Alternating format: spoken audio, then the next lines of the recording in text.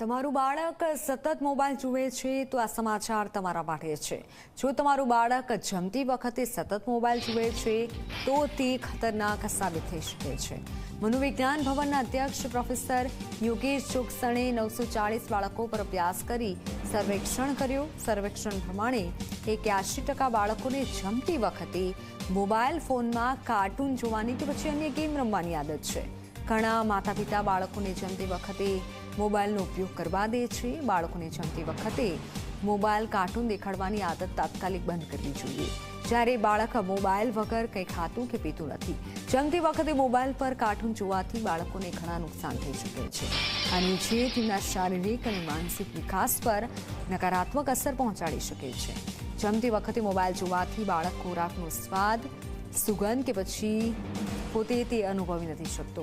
બાળકે કેટલી માત્રામાં ખોરાક લીધો તેનો ખ્યાલ પણ નથી રહેતો, જેના કારણે મોબાઈલની લત બાળકોને મેદસ્વી અથવા તો કુપોષિત બનાવી શકે છે।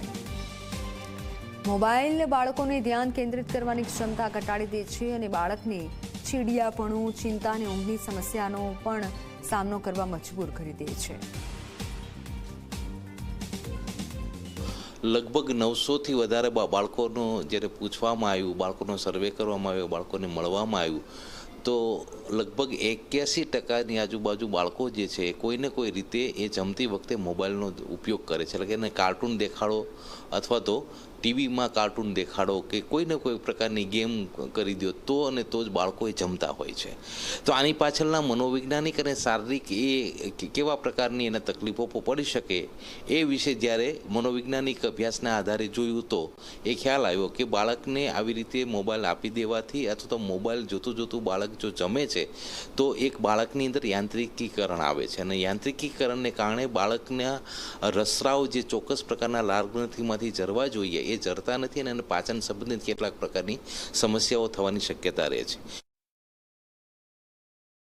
માતા પિતાની સાથેનું જે ભાવાત્મક જોડાણ હોય કે દાખલા તરીકે મમ્મી અને પપ્પાની સાથે એ જમતી વખતે જો વાતચીત કરતું હોય તો એને ચોક્કસ પ્રકારનો ભાષા અને ચોક્કસ પ્રકારના ભાવ કે લાગણી એ જન્મતી હોય છે, પણ એના બદલે એ યાંત્રિકીકરણને કારણે મોબાઈલની અંદર એક જે કાર્ટૂન આવે છે, ચિત્રો આવે છે, તો એ યાંત્રિકતાને કારણે એની અંદર એક સ્ટીલ ફેસ સિન્ડ્રોમ નામનો એક પ્રકારનો એક જે સિન્ડ્રોમ છે એ વિકસે છે, જે મનોવૈજ્ઞાનિક રીતે બાળકને ભાવાત્મકતાથી દૂર કરે છે। એટલે કે બાળકો એ અંદરથી લાગણી શૂન્ય બને છે। આમાં 940 જેટલા બાળકો પર સર્વે કરવામાં આવ્યો હતો। એમાં 15 વર્ષથી લઈ અને બધા બાળકોનો ઉપયોગ લેવામાં આવ્યા હતા। એમાં ખાસ કરીને જોવામાં આવે ને તો જે એની ભોજનની એક રીત હોય અથવા તો જેની પાચનની સમસ્યાઓ છે એની સૌથી વધારે જોવા મળે છે।